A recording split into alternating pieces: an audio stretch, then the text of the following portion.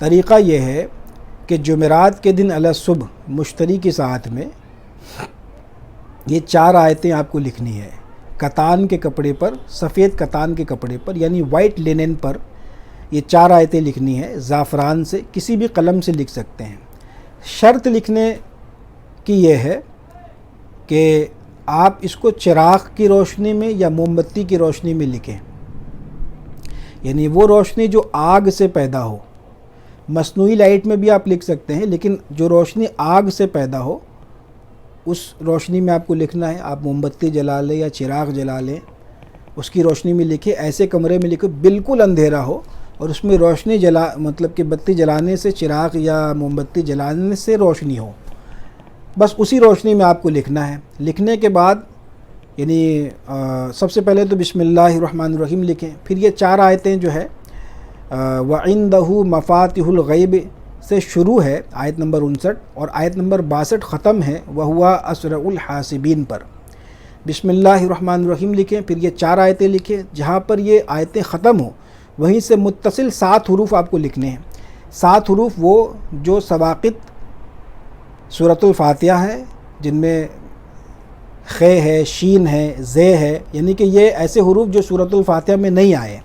یہ شروع سے ہی پردہ غیب میں چلے گئے۔ ان پر بزرگوں نے بہت کچھ لکھا، یہ الگ ایک موضوع ہے، ٹاپک ہے بہرحال۔ تو یہ 7 حروف لکھیں، بس یہ نقش مکمل ہو گیا۔ اب اس کے بعد دن گزارنے کے بعد جو شب آئے، شب جمعہ،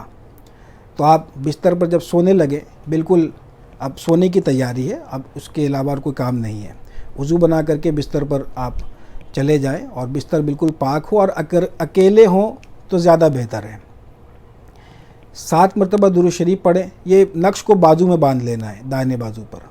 اور یہ صرف اسی وقت یعنی سونے کے وقت ہی باندھنا ہے، اور پھر صبح کے وقت میں اس کو کھول کر کے کسی بکس کے اندر میں اس کو بند کر کے رکھ دینا ہے، جہاں پر نہ کسی کی نظر پڑے، نہ کسی کو پتہ ہو یہ یہاں پر کیا رکھا ہے، اور اس کو صرف آپ اسی وقت نکالیں جب آپ کو رات میں اس کو باندھنا ہے، پھر صبح اس کو فجر میں جب اٹھے تو اس کو نکال کر کے بند کر کے اس کو رکھ دیں چھپا کر کے۔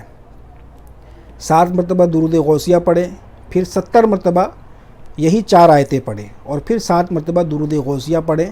پھر آپ دعا کریں۔ اس کے بعد اللہ تبارک و تعالیٰ کی بارگاہ میں دعا کریں، خشوع اور خضوع کے ساتھ، تضرع اور زاری کے ساتھ، خلوص نیت کے ساتھ۔ پھر درود غوثیہ پڑھتے پڑھتے آپ سو جائیں۔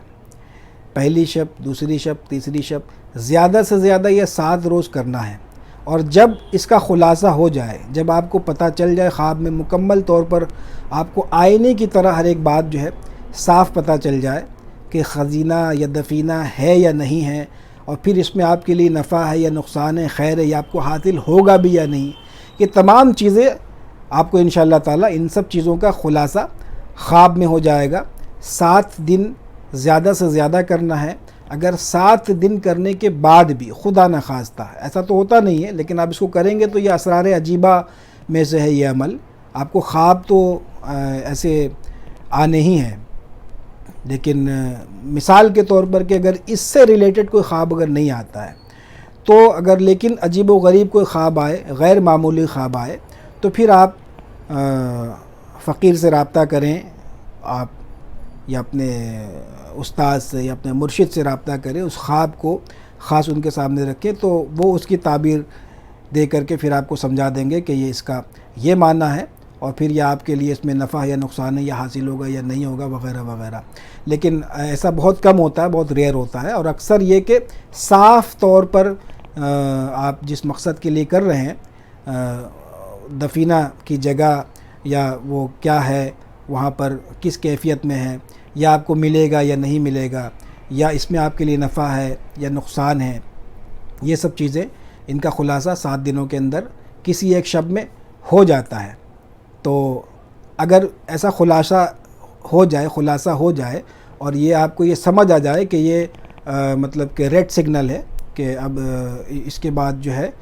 مطلب یہ کہ بالکل کلیئر ہو گیا کہ یہ مجھ کو یہ چیز ملنی نہیں ہے یا ہے نہیں، یا تو ہے نہیں یا ہے تو ملے گی نہیں، تو اس کے بعد اس میں آپ مزید جو ہے اس میں کوشش نہ کریں، یعنی کہ پھر یہ کہ پڑھتے رہنا اس میں جو ہے ٹوہ میں لگے رہنا، وہ نہیں۔ پھر وہ اگر آپ یہ کریں گے تو اس سے یہ پتہ چلے گا کہ آپ وہ اخلاص جو ہے وہ آپ کے اندر میں باقی نہیں ہے۔ تو یہ اس کے لیے نیت کا خالص ہونا اور یہ کہ تقدیر پر راضی ہونا، اور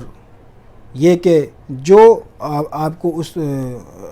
پردہ غیب سے جو کچھ بھی ظاہر ہو اس کو بصر و چشم قبول کرنا، یہ ضروری ہے۔ اس میں ایسا نہیں کہ آپ کے اپنے مقصد، آپ کے اپنے دماغ میں جو ایک نقشہ ہے اسی نقشے کے حساب سے کوئی آپ کو جواب ملے، یہ ضروری نہیں ہے۔ بالکل اپنے ذہن کو خالی کر لیں